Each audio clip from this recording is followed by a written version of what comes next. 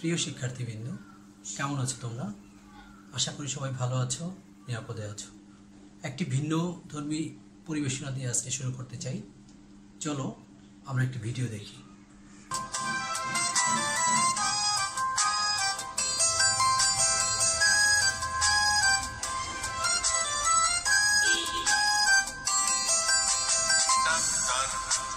Doctor তুমি শুধু doctor নও, তুমি ফাইটার। ডাক্তার ও ডাক্তার তুমি শুধু ডাক্তার নও, তুমি ফাইটার। যুদ্ধ জয়ের তুমি যোদ্ধা, বিশ্ব জয়ের তুমি যোদ্ধা। যুদ্ধ জয়ের তুমি যোদ্ধা, বিশ্ব জয়ের তুমি যোদ্ধা। তোমার হাতে হাতিয়ার নেই, হাত তাতে কি আছে তো মনোবল যুদ্ধ জেতার। ডাক্তার ও ডাক্তার তুমি শুধু ডাক্তার নও, তুমি ফাইটার। ও ডাক্তার তুমি শুধু ডাক্তার নও, তুমি ফাইটার।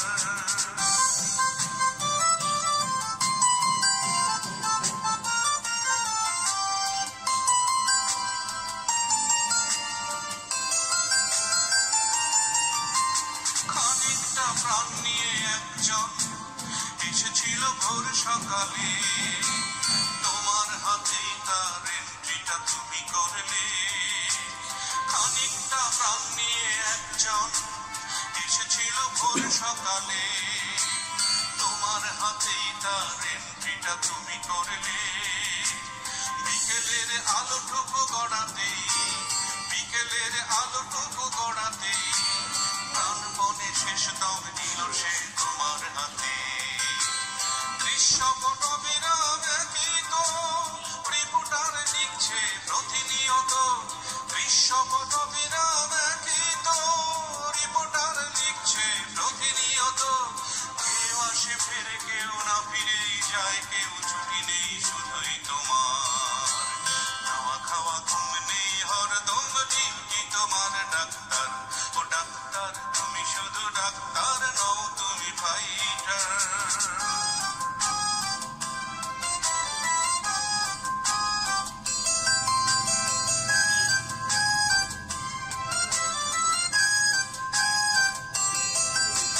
রাষ্ট্রপ্রধান থেকে নিঃস্ব প্রধান, ধনপতি দিনহীন কথাজীবী শিল্পী বোহেমিয়ান। রাষ্ট্রপ্রধান থেকে নিঃস্ব প্রধান, ধনপতি দিনহীন কথাজীবী শিল্পী বোহেমিয়ান। সবারই তো একযোগে আতঙ্ক আক্রান্তের কাল চলছে। নেইবাদ ডাক্তার, নার্স, তার সহযোগী, আর্ম ফোর্স, পুলিশ অথবা স্বেচ্ছাসেবী। সবারই তো দেশে দেশে আতঙ্ক আক্রান্তের কাল চলছে।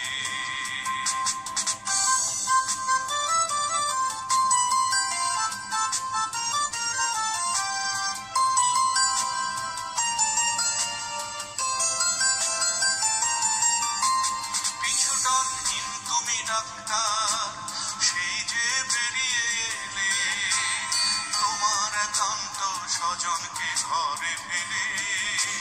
পিছুটানহীন।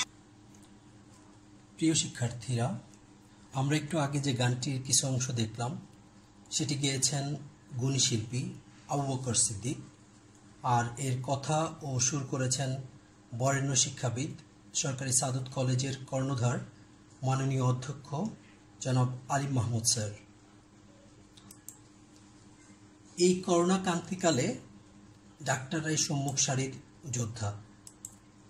সেই সাথে যে সকল গুণী ব্যক্তিত্ব এদেরকে বিশেষভাবে উৎসাহ উদ্দীপনা দিয়ে জাগিয়ে যাচ্ছে, তারাও দ্বিতীয় সারির যোদ্ধা। কিন্তু তোমরা কম কোথায়? তোমরাও হচ্ছ তৃতীয় সারির যোদ্ধা।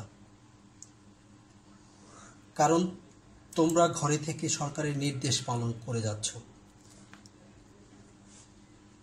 আমরা আজকে স্পেয়ারম্যানের র্যাঙ্ক কোরিলেশন নিয়ে আলোচনা করব। এই পাঠ শেষে প্রিয় ছাত্রছাত্রীরা তোমরা যা জানতে পারবে বা ব্যাখ্যা করতে পারবে, different methods of Spearman's rank coefficient of correlation. আমরা এবার আসি আমাদের মূল আলোচনা কোরিলেশন অ্যানালিসিসে। প্রথমে স্পেয়ারম্যানস র্যাঙ্ক কোরিলেশন। আমরা আগেই জানি যে স্পেয়ারম্যান উনি কোয়ালিটেটিভ ভেরিয়েবলগুলোর মধ্যে কোরিলেশন দেখিয়েছেন। উনি তিনভাবে কোরিলেশন নির্ণয় করেছেন: when ranks are given, when ranks are not given, when repeated ranks are given. তো আমরা প্রথমে দেখব when ranks are given। তো অনেক সময় অঙ্কে কি করা থাকে, র্যাঙ্কসগুলো করে দেয়া থাকে। তো সেই ক্ষেত্রে আমাদের সূত্রটি হবে r equal to 1 minus 6 summation d square divided by n whole into n square minus 1। তো আমরা একটি এক্সাম্পল দেখব। এখানে বলা আছে 2 judges in a beauty contest ranked the entries as follows। একটি বিউটি কন্টেস্টে যারা এন্ট্রি করেছিল তাদেরকে র্যাঙ্কিং করা হয়েছে। এখানে 5 জনের কথা বলা আছে। তো এই 5 জনের মধ্যে এক্স এবং ওয়াই এর র্যাঙ্কগুলো এখানে দেয়া আছে। তো আমরা এখান থেকে কি করব, র্যাঙ্ক কোরিলেশন নির্ণয় করব। তো আমাদের এক্স এবং ওয়াই ভেরিয়েবল দেয়া ছিল এবং বলা ছিল যে এগুলো হচ্ছে বিউটি কন্টেস্টে 2 জন কন্টেস্ট্যান্টের র্যাঙ্ক এখানে দেয়া।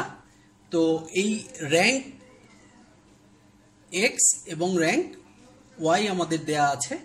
তো আমাদের সূত্রে কি লাগবে, সামেশন ডি স্কয়ার লাগবে। তো সামেশন ডি স্কয়ার এর জন্য আমাদের কি করতে হবে, এটা পাওয়ার জন্য আগে ডি নির্ণয় করতে হবে।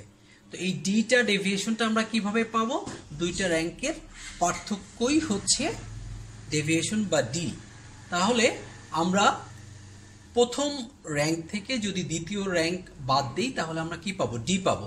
তাহলে আমাদের এই অঙ্কে আমরা কি দেখছি যে এখানে এক্স এর র্যাঙ্ক দেয়া ছিল 1, ওয়াই এর র্যাঙ্ক দেয়া ছিল 5।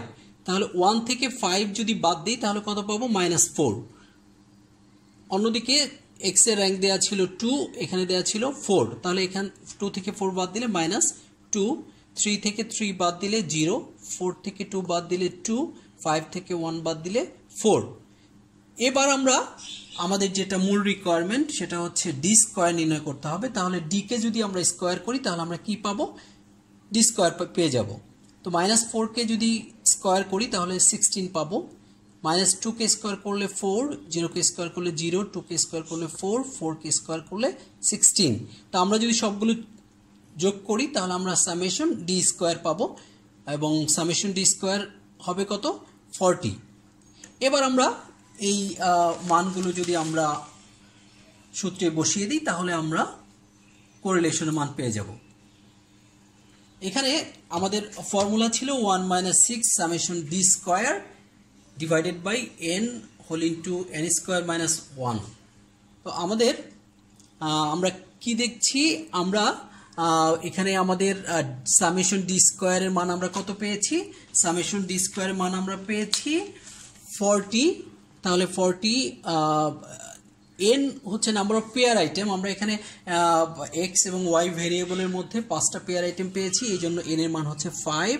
তাহলে n স্কয়ার 5 স্কয়ার মাইনাস হচ্ছে 1। তাহলে আমরা কি পেলাম, -1।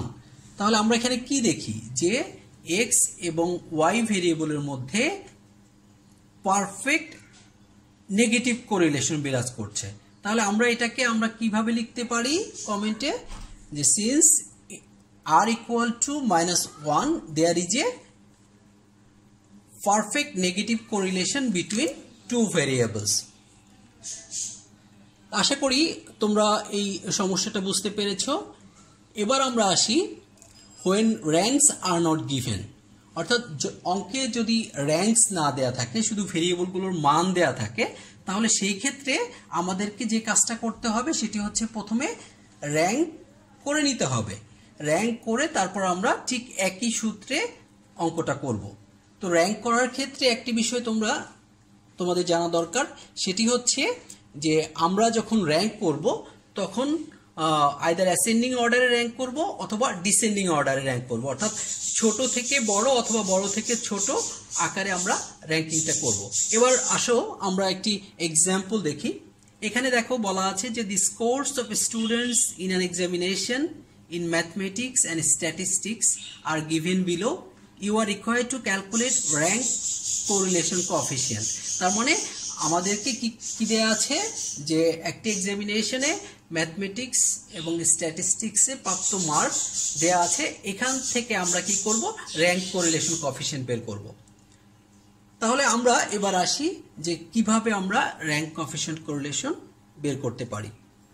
তো আমাদের অঙ্কে কি দেয়া ছিল, অঙ্কে দেয়া ছিল marks in mathematics and marks in statistics. তো আমরা প্রথমে ধরে নিব যে marks in mathematics equal to X, marks in statistics equal to Y. তাহলে আমরা প্রথমে ভেরিয়েবলগুলোর মান বসাই। মান বসানোর পরে এবার আমরা কি করব, এক্স ভেরিয়েবলের র্যাঙ্ক করব এবং ওয়াই ভেরিয়েবলের র্যাঙ্ক করব। তো এক্স ভেরিয়েবলের র্যাঙ্কটা আমরা কিভাবে করব, আমরা চাচ্ছি যে আমরা ডিসেন্ডিং অর্ডারে অর্থাৎ বড় থেকে ছোটোর দিকে আমরা র্যাঙ্কিংটা করব।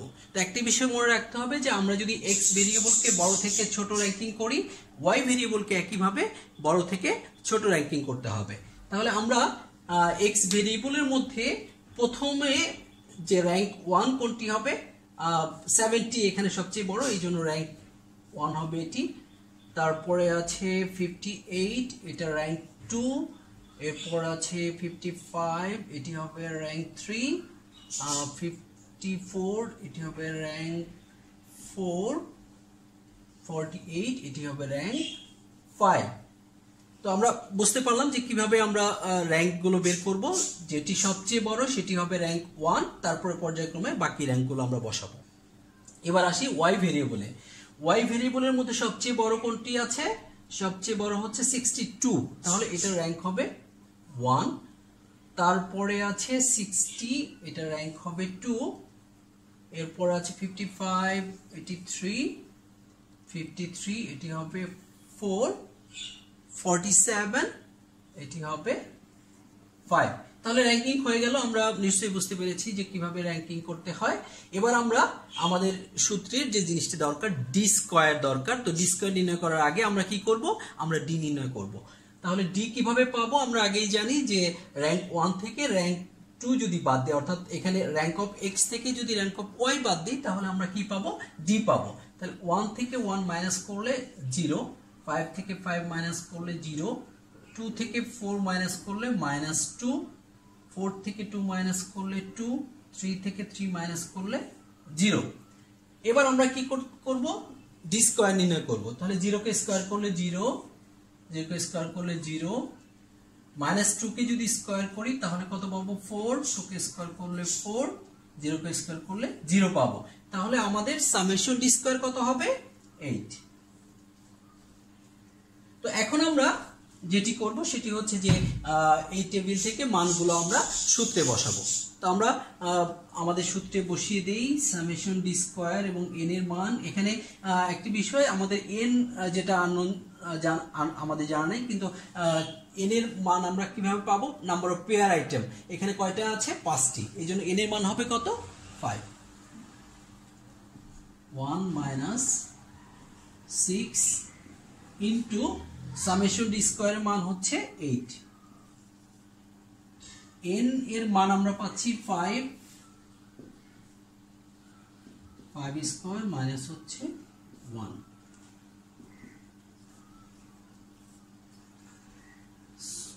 648, আমরা এখানে পাচ্ছি 5, 25 থেকে 1 বাদ দিলে 24, 1 মাইনাস 48,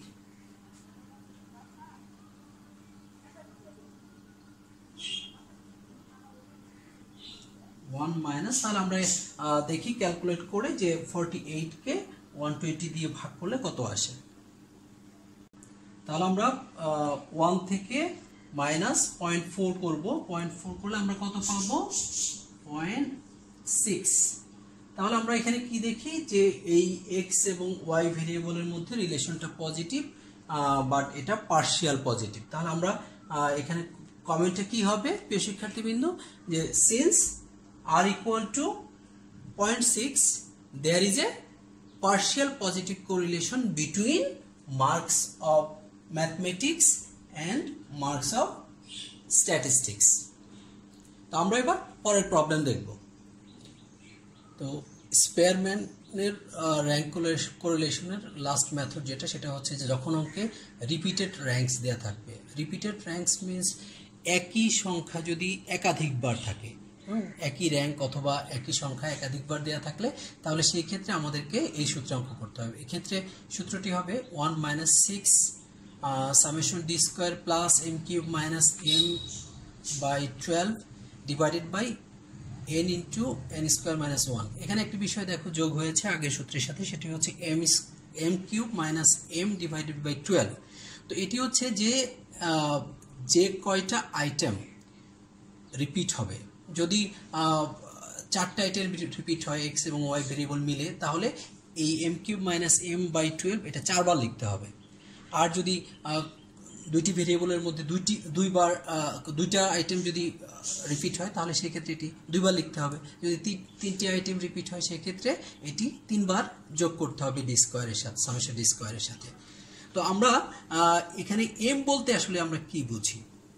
এখানে এম হচ্ছে যে number of repetition of an item, অর্থাৎ একটা আইটেম কতবার করে রিপিট হচ্ছে। ধরো একটা আইটেম ছিল 20, তাহলে এই 20 যদি 3বার রিপিট হয় তাহলে এম এর মান হবে 3। যদি এই 20 2বার রিপিট হয় তাহলে এম এর মান হবে 2। আমরা একটি উদাহরণে যাই। এখানে কি বলা আছে যে a psychologist wants to compare two methods A and B of teaching. He selected a random sample of 22 students.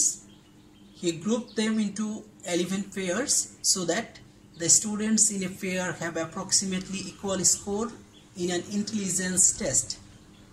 In each pair, one student was taught by method A and the other by method B, and examined after the course.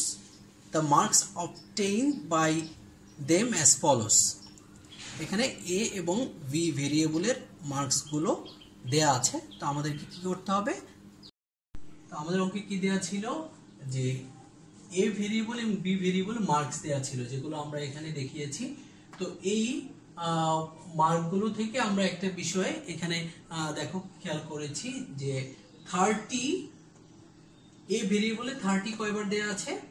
30 2বার দেয়া আছে, এবং 19 কয়বার দেয়া আছে? 2বার দেয়া আছে। ঠিক একইভাবে বি ভেরিয়েবলে আমরা দেখি যে 16 কয়বার দেয়া আছে? 2বার দেয়া আছে। যে কারণে এই ক্ষেত্রে আমরা রিপিটেড র্যাঙ্কসের অঙ্কটাতে যাব। তো রিপিটেড র্যাঙ্কসের ক্ষেত্রে আমাদেরকে কি করতে হবে? আমাদেরকে প্রথমে র্যাঙ্কিং করে নিয়ে তারপর একইভাবে ডি এবং ডি স্কয়ার নির্ণয় করব, তারপর আমরা রিপিটেড র্যাঙ্কসের সূত্রে অঙ্কটি করব। তো প্রথমে আসি যে আমরা এটিকে ডিসেন্ডিং অর্ডারে র্যাঙ্কিং করব, অর্থাৎ বড় থেকে ছোট এই আকারে আমরা র্যাঙ্কিং করে যাব। তো সবচেয়ে বড় এখানে আমরা কি দেখছি? বড় মানটি ভেরিয়েবল এতে 30। 30 কয়বার আছে? 30 2বার আছে। কিন্তু 30 র্যাঙ্কটা তাহলে কি হবে? দেখো যে নরমালি আমরা যদি র্যাঙ্কিং করি তাহলে 30 র্যাঙ্ক কিন্তু 1, কিন্তু যেহেতু আরেকটি 30 আছে তাহলে এটাকে কি করতে হবে? আমাদেরকে পরবর্তী র্যাঙ্ক যেটি হয় সেটি পরবর্তী 30 জন্য র্যাঙ্কিং করে গড় হারে র্যাঙ্ক করতে হবে। অর্থাৎ আমরা একটা বিষয় ক্লিয়ার হই, সেটি হচ্ছে যদি এইরকম একই সংখ্যা একাধিকবার থাকে তাহলে আমাদেরকে ওগুলোর জন্য ওগুলোর পজিশন অনুযায়ী র্যাঙ্ক বসিয়ে তারপর গড় হারে যে র্যাঙ্কটা হবে সেই র্যাঙ্কের মানটা আমরা কি করব? এখানে বসাবো। তাহলে যেহেতু 30 হচ্ছে সর্বোচ্চ মান এবং 30 কয়বার দেয়া আছে? 2বার দেয়া আছে, সুতরাং এটিকে আমরা কিভাবে র্যাঙ্ক করব, প্রথমটার জন্য র্যাঙ্ক 1, পরেরটার জন্য র্যাঙ্ক 2, এরপর আমরা এটাকে গড় করে, অর্থাৎ আমরা এখানে একটু খেয়াল করি যে র্যাঙ্ক অফ 30 1 + 2 / 2, অর্থাৎ প্রথমটার র্যাঙ্ক 1, পরেরটার র্যাঙ্ক 2, এবং একে আমরা গড় করলে কত পাই 1.5। এই জন্য আমাদের এখানে 30 এর র্যাঙ্ক কত হবে 1.5, এবং এই ক্ষেত্রেও 30 এর র্যাঙ্ক হবে 1.5। তো 30 এর নিচে কাছাকাছি কোনটা আছে আমরা দেখি যে 29। এখন 29 এর র্যাঙ্কটা কত হবে? তো 20 তোমরা হয়তো ভাবছো যে 30 এর পরেরটাই যেহেতু 29, তাহলে এর র্যাঙ্ক 2 হবে, কিন্তু আসলে কিন্তু 2 হবে না। কারণ কি?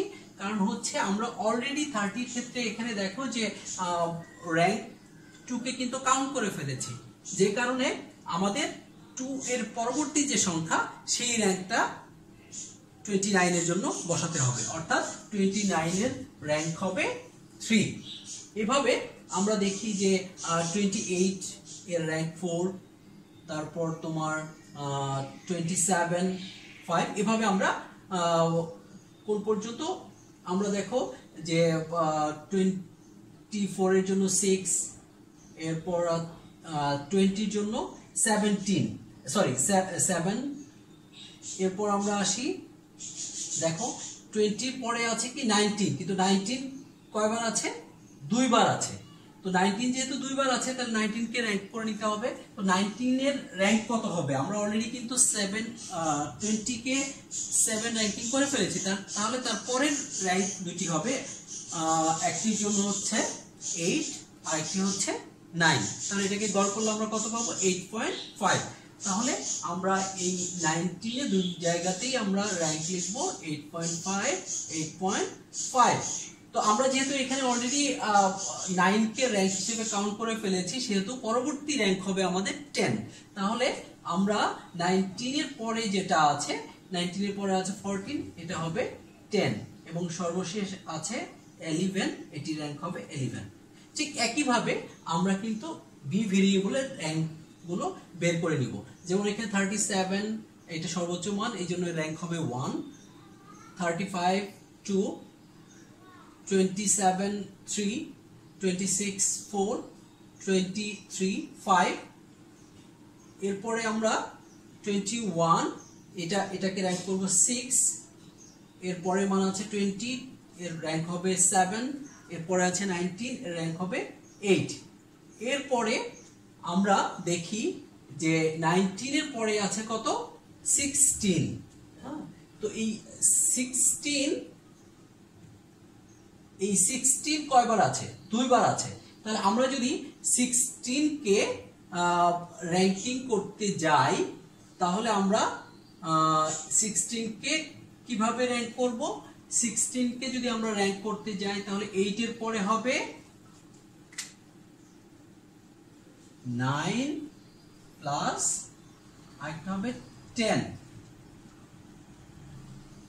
তো 9 প্লাস 10 কে আমরা ভাগ করব কত দিয়ে? 2 দিয়ে। যেহেতু আমাদের আমরা কি দেখলাম যে 16টা এটা আগের র্যাঙ্ক ছিল কোনটা? আগের র্যাঙ্ক ছিল আমাদের 20 এর জন্য 7, তাহলে 16 এর জন্য হবে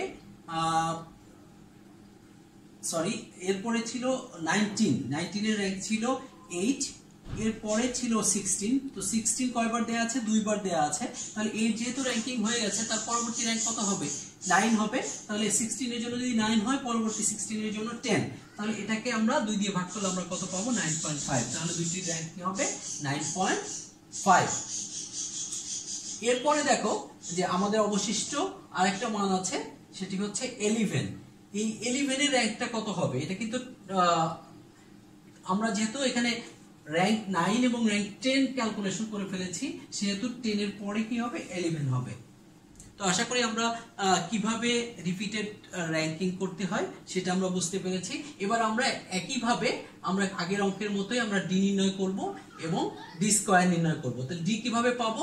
র্যাঙ্ক এ থেকে র্যাঙ্ক বি বাদ দিলে আমরা কি পাবো? ডি পাবো, এবং ডি কে যদি আমরা স্কয়ার করি তাহলে আমরা ডি স্কয়ার পাবো। এবার আমরা ডি স্কয়ারকে আমরা যোগ করে নিব, যোগ করলে আমরা কি পাবো? সামেশন ডি স্কয়ার পাবো। এখানে আমরা সামেশন ডি স্কয়ার কত পেয়েছি? 225। তাহলে এবার আমরা এই মানগুলো সূত্রে বসিয়ে কোরিলেশনের মান নির্ণয় করব। তাহলে আমরা এখানে দেখো একটা বিষয় যে আমাদের সূত্র ছিল 1 - 6 summation D square plus M cube. সূত্রটা কি জানি যে 1 - 6 summation D square plus M cube minus M by 12। তো এই M cube minus M by 12 এটা কয়বার লিখতে হবে? আমরা আগে বলেছিলাম যে যে কয়টা আইটেম রিপিট করবে ততবার করে M cube minus M by 12 আমাদেরকে লিখে যোগ করতে হবে। তো আমরা এখানে দেখেছি যে এ ভেরিয়েবলের দুইটি আইটেম রিপিট করেছে এবং বি ভেরিয়েবলের একটি আইটেম রিপিট করেছে, যে কারণে তিনটি ভেরিয়েবল যেহেতু রিপিট করেছে সেহেতু এটা তিনবার লিখতে হবে, এজন্য আমরা তিনবার লিখেছি। আর এক্ষেত্রে দেখো যে আমরা সামেশন ডি স্কয়ারের মান কত পেয়েছি? 225। আর এম কিউব মাইনাস এম এটা কিন্তু প্রথম ভেরিয়েবল, অর্থাৎ এ ভেরিয়েবলের যে 30 আইটেমটা রিপিট করেছিল সেটার জন্য, কিন্তু এই 30 কয়বার রিপিট করেছিল? দুইবার ছিল 30, এই জন্য এম এর মান হবে 2। আবার আমরা দেখেছি যে সেখানে আরেকটি আইটেম রিপিট করেছিল, সেটিও কয়বার রিপিট করেছে? সেটি রিপিট করেছিল দুইবার, এই জন্য এক্ষেত্রে এম এর মান কত হবে? 2 হবে। এবং ওয়াই ভেরিয়েবলের ক্ষেত্রে বি ভেরিয়েবলের ক্ষেত্রে আমরা কি দেখেছি? বি ভেরিয়েবলের ক্ষেত্রেও কিন্তু তোমার একটি আইটেম রিপিট করেছিল, সেটি ছিল 16, এবং সেটি কয়বার রিপিট করেছে? দুইবার, এই জন্য এই ক্ষেত্রেও কি হবে? এম এর মান 2 হবে। তাহলে আমরা কি পাচ্ছি? আমরা এখান থেকে পাচ্ছি কোরিলেশন হচ্ছে -0.02। তার মানে যে এই এ এবং ওয়াই ভেরিয়েবল এই দুইটির মধ্যে রিলেশনটা নেগেটিভ এবং ভেরি পোর নেগেটিভ, অর্থাৎ নিয়ার টু 0, অর্থাৎ এদের মধ্যে খুবই কম পরিমাণে কোরিলেশন আছে। তাহলে আমরা এটাকে কমেন্টে কিভাবে লিখতে পারি? যে since r equal to -0.02 there is a very limited negative correlation between A and B। তো আমরা আশা করি যে এই স্পেয়ারম্যানের র্যাঙ্ক কোরিলেশনের যে তিনটি মেথড ছিল এই তিনটি মেথড আমরা সঠিকভাবে বুঝতে পেরেছি। তারপরে তোমরা যদি বুঝতে না পারো অবশ্যই কমেন্টে যে কমেন্ট করবে, আমরা সেগুলো পরবর্তীতে তোমাদেরকে সলিউশন করে দিব। আজ এ পর্যন্তই, ভালো থাকো সবাই।